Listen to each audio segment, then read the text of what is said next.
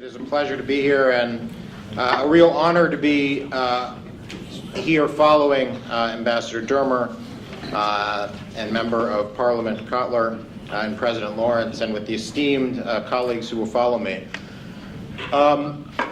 My topic is to discuss the combating the assault on Israel's legitimacy, and you've heard from Ambassador Dermer, actually from all three speakers, about delegitimization and various parts and facets of it. Because we're running a little late, I will be somewhat truncated and leave time for discussion afterwards with my brilliant co-panelists, who are all smiling. Thank you. I guess to talk about delegitimization, I talk about it from the framework that we work at the Jewish Federations of North America with the Israel Action Network, which is the effort that the Federation system, along with the Jewish Community Relations Councils, the JCRCs, represented by the Jewish Council for Public Affairs, have put together to give local communities the intelligence, the knowledge, the know-how, the messaging and assistance to combat delegitimization as it comes to local communities. So to start, I think it's important to define what delegitimization is. The delegitimization of Israel is a global campaign to demonize and isolate Israel in order to undermine the sovereignty of the democratic Jewish state of Israel and the two-state solution. BDS, which we know as the boycott, divestment, and sanctions efforts, is a tactic that delegitimizers use. There is a network of delegitimizers known as the BDS movement, the Boycott, Divestment, and Sanctions movement, who are communicating with each other, who've developed a network whereby they're able to test and experiment along the way to see what tactics work to try to delegitimize Israel. You've heard definitions of delegitimization here today. There are examples that have been referred to. One that comes to mind, particularly having had Ron Dermer here with us today, is when Ambassador Michael Oren was shouted off the campus stage at the University of California, Irvine. There are boycotts of Israeli products like Sabra hummus.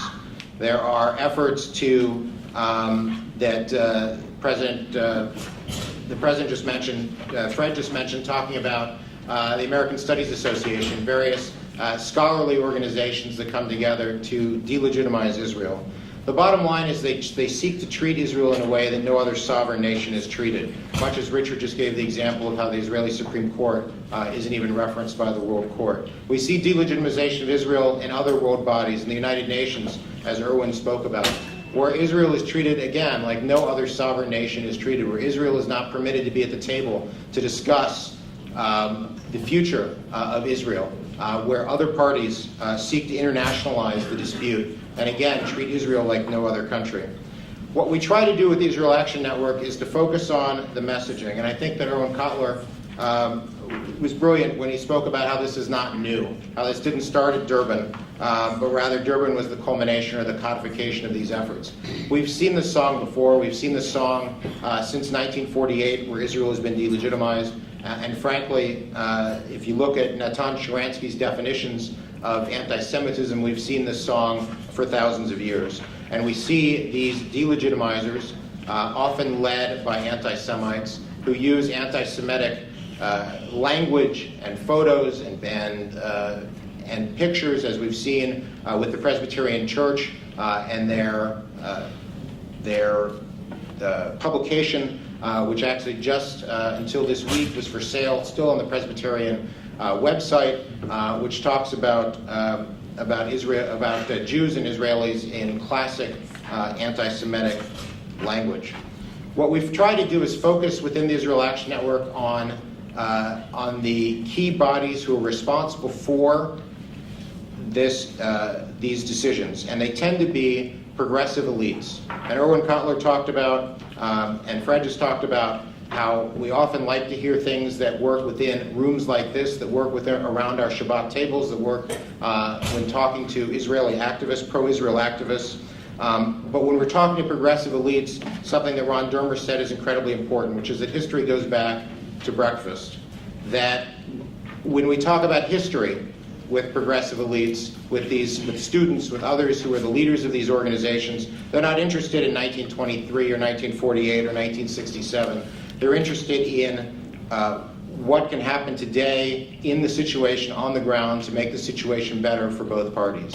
So we need to talk in a language that focuses on these progressive elites, people who should be pro-Israel because Israel's stellar record as a democracy, because of Israel's stellar record on women's rights and gay rights and union rights, but who are pulled because of those activists on the other side, those agitators on the other side who pull them because of the post-1967 reality that Israel is today. We need nuanced and sophisticated messaging that focuses on them directly, that recognizes that, again, what we say to that audience needs to be measured and focused and melded for that audience. It's an audience that, again, often when we're talking about younger people, they don't have the historical knowledge that we bring to the table. For instance, there's polling data that the Israel Project did that showed that the vast, vast majority of individuals under the age of 30 have no idea what apartheid means or what apartheid is. And so when we create a reference, or when we allow the other side to create a reference that frames apartheid as being synonymous with 2014 Israel, we're falling into that trap of allowing them to define the terminology. Similarly, the vast majority of progressives have never heard of BDS. They've never heard of it. It's just not something that's in their universe. And so similarly, when we talk about BDS, we help to build the name ID of this very tactic that we seek to bring down. Let me just conclude by saying that we have been proud to work left, right, center, orthodox, conservative reform with every facet of the Jewish community to fight the delegitimization of Israel. It's something that we think it's important that we have the right people around the table at the right time who can speak the language of the audience that they're speaking to. And so I'm very proud that we've been able to bring in the entire community under one umbrella to push forward and to ensure that the messaging that we push forward is one that will be the most effective in order to stop this scandal of delegitimization of Israel. But I think, again, important to recognize that this is the new face. It's one that melds as we win and as we lose, that seeks to transform itself in a way that can be successful going forward. And I appreciate the work of the Israel Forever Foundation, the work of my co-panelists and others within the Jewish community to push back on this. And I look forward to a discussion as we move forward. Thank you.